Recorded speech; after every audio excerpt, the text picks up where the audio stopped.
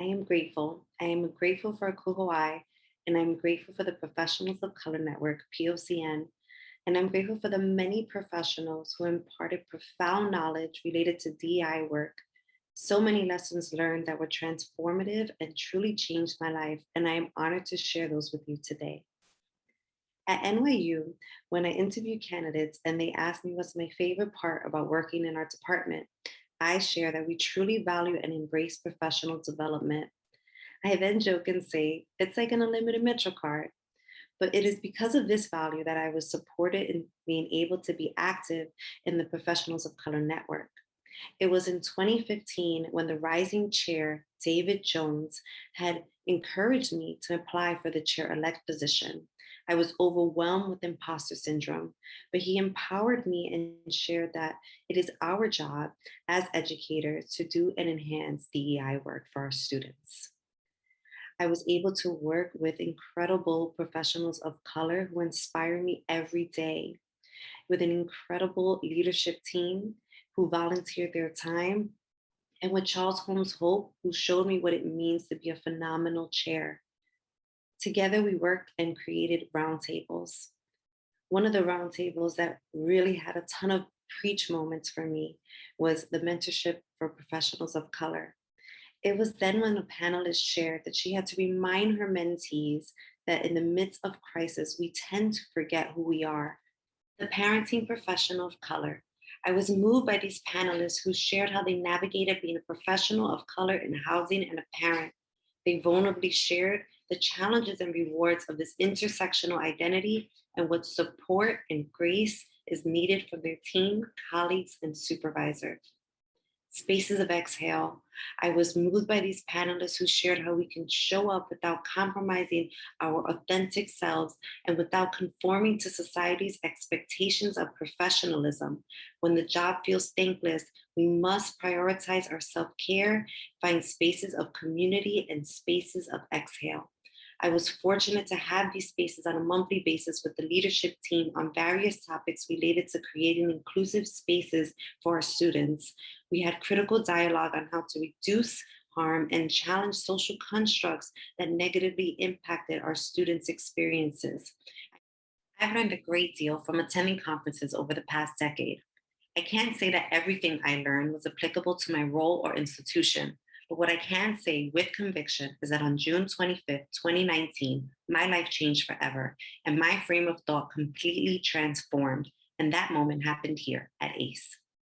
POCN organized the annual Multicultural Institute, and Brian Terrell Clark was the keynote speaker. He had prepared a speech, shared his experiences as a Black male gay performer, singer, and actor in productions such as Hamilton and When They See Us. He also shared how he navigated several roadblocks throughout his career. He was asked a question from the audience that led him to go off script and said, check it. I wasn't going to share this with you today, but since you asked, I'll share. He told us that he wanted an all expense paid trip to South Africa. He then walked us through step by step on how he manifested this to be his reality. Brian shared his daily morning ritual, which began with gratitude.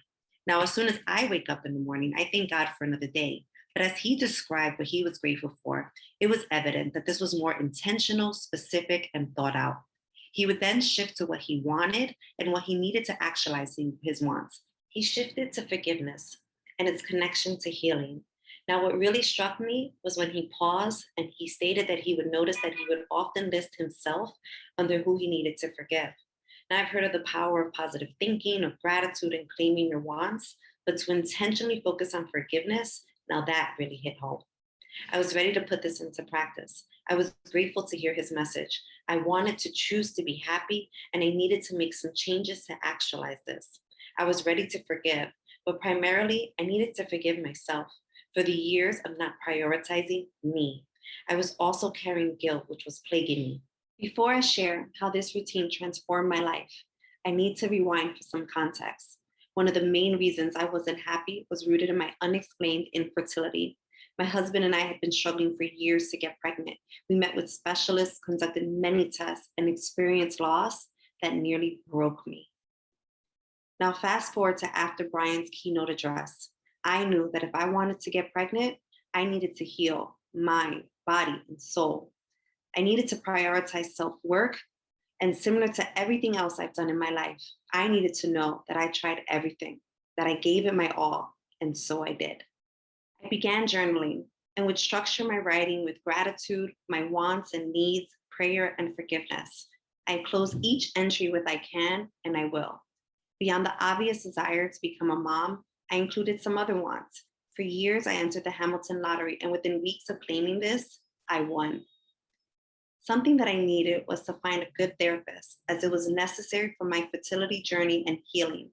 I found one, but it was during office hours, and I was always late, which cut into my session. She could feel my anxiety as I would arrive. It was evident to her how hard it was for me to pull away from work. Despite my many efforts in becoming pregnant, my fertility treatment failed.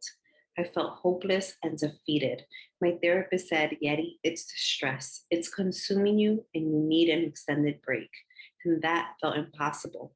A week later, I was summoned to jury duty and had to take a 1 month leave. I got pregnant that month. Praise God.